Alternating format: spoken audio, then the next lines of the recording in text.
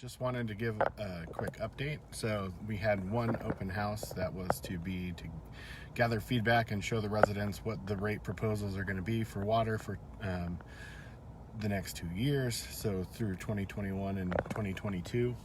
I visited the open house as well as some of my family members. It was interesting. I think it was definitely geared more at showing you guys what the water system is and why it's important. And I would again argue, I don't think anybody disputes either of those things of knowing what the water system is, why it's important to have clean drinking water that's safe.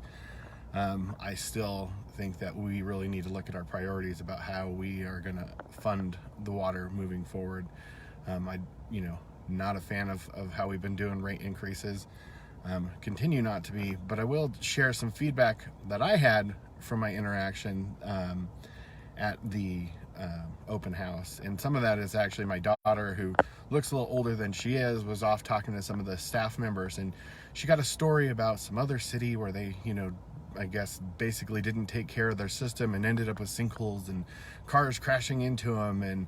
And I'm just thinking to myself, is this the narrative that we're giving people? Is that really where we're at with our infrastructure? Because I don't think that we are. We continuously hear about how the system is 50 years old.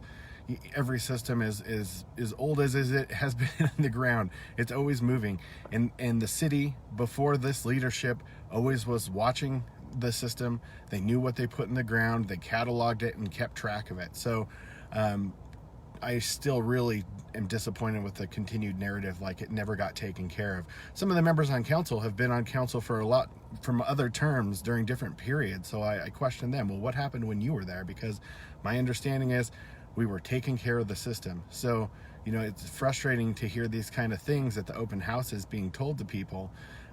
We should be showing the water rates, what it's going to do to people, and getting their feedback. Yeah, we need to tell them what it's going to, but we need to be honest about what we really need. And I in my opinion, I'm curious about exactly how we've got to this place, and if maybe we could be making some better choices to take some of this burden off the ratepayer, such as not spending $1.9 million for 11 new positions and then 5 reclassifications. That, to me, I can't answer up to my citizens and residents who put me in this position to say that makes sense. So I'm going to continue these conversations, and I'm going to continue telling you guys what I see. Obviously, this is my perspective, and you guys can read what I put out or go find out more information. I would absolutely encourage you to attend the town hall. Not town hall, the open house. There's another open house at the MAC on the 18th at 6 o'clock. That's down off 72nd and Federal. Another opportunity for you to go to the next open house and share your feedback. And I'd love your feedback about the way that they have formatted these open houses.